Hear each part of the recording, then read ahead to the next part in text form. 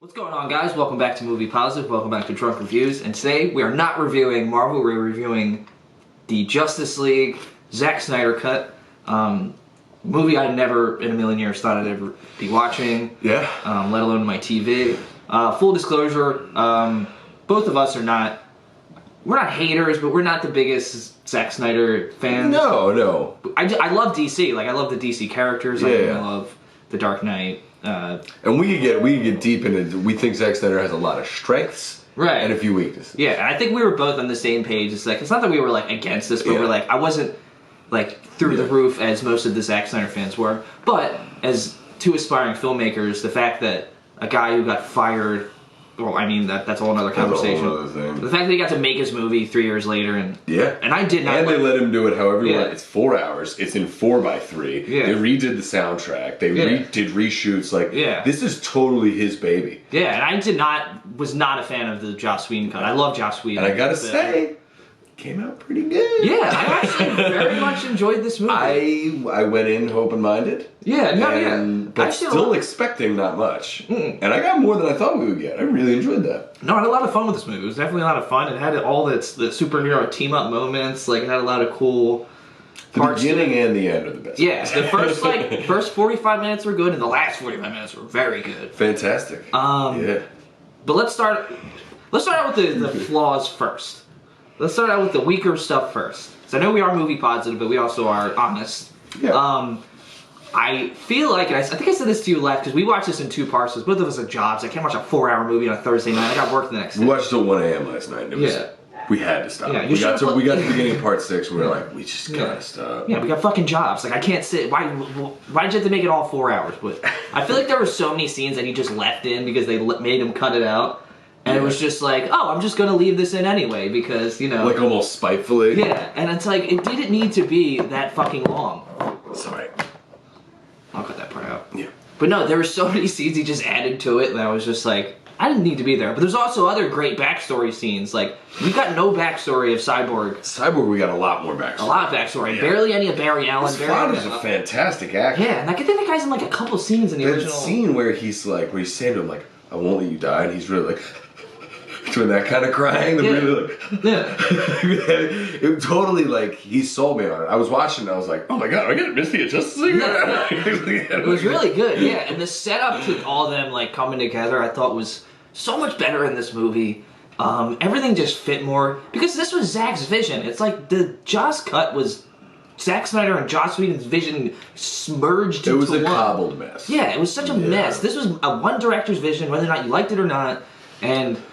Yeah, it was. I fucking enjoyed it. Really, on flaws, a lot of the things with Snyder is pacing. Pacing, it's like the guy loves to.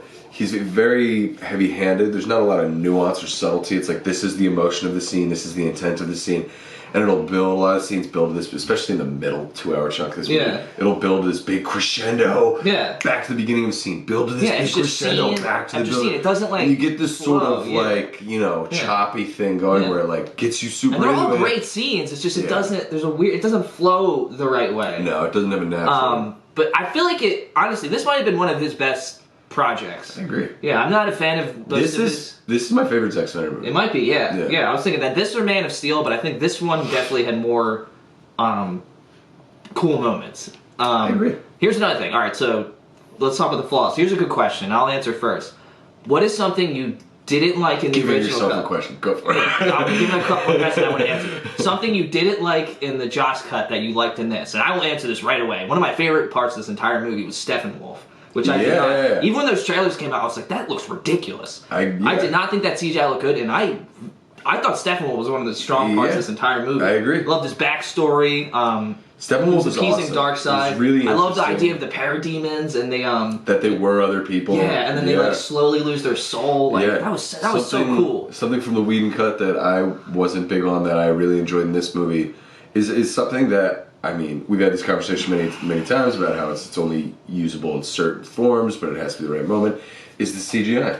The CGI in this is beautiful. Beautiful, yeah. Like, and I mean, don't get me wrong, there's a moment where one of the Amazons like sliding under the door and her whole body's like warping and it looks horrific. But that's because they're saving money for Steppenwolf. And they're saving money for Darkseid. And That like object that they can speak through, the black thing where it's got like fire in the really eyes, cool. And we see Darkseid gives that like great.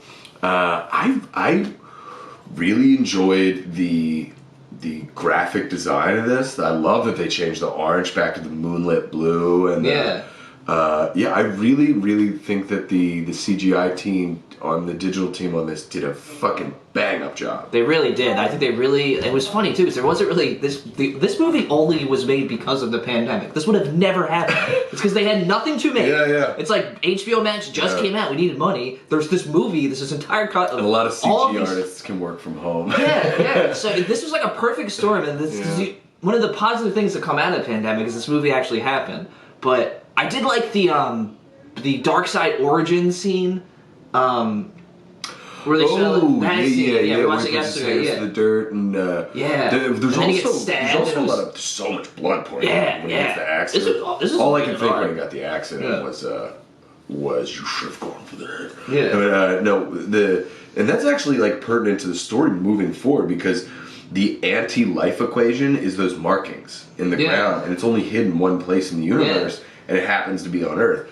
So, like, those markings from that battle are very important, and if Darkseid ever gets his hands on it, he can wipe out everything. You know, it's like Thanos getting the gauntlet. It's important, and so it doesn't just have an awesome scene, but it has a big story chunk to accompany it. That's really important. Yeah. There's story aspect of this that I really did enjoy. But let's get to the final. I would say 40 minutes was awesome. Yeah, it was awesome. Like as Zack Snyder critic as I am, the last 40 minutes was awesome. Absolutely. Those fight sequences, the team-ups at the end, I was like, fuck yeah, Batman. Ben Affleck's Batman was great in this movie. I have been, I don't want to say talking shit, but I have been trepidatious at best about Batfleck for a long time. And he has some moments in this that gave me like the feels. Like he actually... That end credit epilogue sequence with him and Joker. Oh my god! The line where he says that, he goes, when she was dying, she made me promise when I kill you, and make no mistake, I will fucking kill you. Oh, God. She made me promise to do it slowly. Yeah. That's a great, like that was the most I've ever liked Batfleck. The three most I've ever liked Batfleck are all in this movie, and they're all the last 45 minutes. I know. Also, I said this to you. Where the hell was that Jared Leto Joker in Suicide Squad? He in one scene, remember I like mumbled something, you know what I'm saying? I was like, this in one scene is better than everything he did in Suicide Squad. He had no tattoos. I don't care how it didn't make sense why he lost them. Do you remember years ago before Suicide Squad came out, they just put the costume image of him out, and I was like, damage on his forehead. What are we doing? I was furious. And then we see him here, and just fucking what a performance from Jared Leto, and it goes to show that Ben Affleck, when he is somebody to play off, can bring it pretty well. Yeah, he brought it. Dude, that scene is actually might be my favorite scene in the entire Snyder Cut. I love a Batman F-bomb. Batman F-bomb and Joker. Remember Joker had all like the police tags? Oh, he's wearing a SWAT uniform with like every Gotham badge. Yeah. It's bulletproof on the front of it. And he's just got an M16 in his left. Yeah. What's funny is the first thing I thought when I saw that was like, if everything went to shit and the world really did go horrifically tits up, just horrible, then Joker would be fine. He would be there in a bulletproof vest with a fucking he'd be fine. Yeah, he has no powers, but he'd be fine. Yeah, he'd be perfectly fine. So, all right, so we're gonna wrap this up. Final thoughts. I had a lot of fun with this movie. I do think it was way too long, but I did very much enjoy it as someone who could give two shits about this movie going in. It was a lot of fun. Absolutely. I think the simplest of terms is pleasantly surprised. Yeah, pleasantly surprised. Oh, before we leave, I gotta tuck this in there.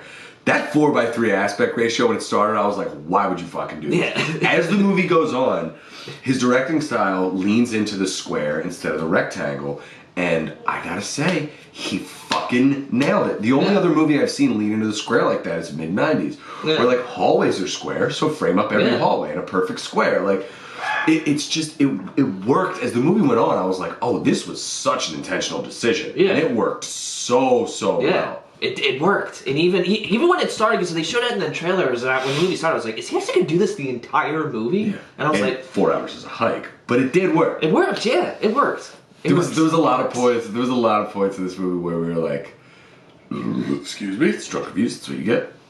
We were like, this is a lot of CGI, or this is kind of Snydery, or this is like whatever. And then we're like, you know what? But it's totally kicking ass. Yeah, no, it's like working. We were like, it's like Zack Snyder. It's like when you were talking about Darcy. It's like there are things here that I have not liked for years that I am loving right now. I know. And I'm just having. I'm in a weird like an alternate reality where I like the Zack Snyder cut. I'm watching the Zack Snyder cut and I like Darcy. It makes no sense. Final question though, before we wrap it up, because we got time. Do they make a second part? Right now, coming off of this movie, like if you're a betting man, if you're gonna put your money on it. Wait, no. So I have two answers to this. Very quickly. Yeah. Coming off of this movie, leaving the credits, seeing that whole epilogue, after sitting here watching the whole thing, I would like to see a second part, which is crazy because I've been saying abandon the DCEU for 10 years or whatever, since it started, since Man of Steel essentially. But can't believe you said betting, like I would like to see it. Yeah. But betting, man, no, I don't think we're gonna see it. Maybe like an HBO Max 1 hour special. Yeah, well that's the thing. Like I don't know. Depends on. I haven't What do you checked. think? I have to look at how successful HBO Max becomes after this.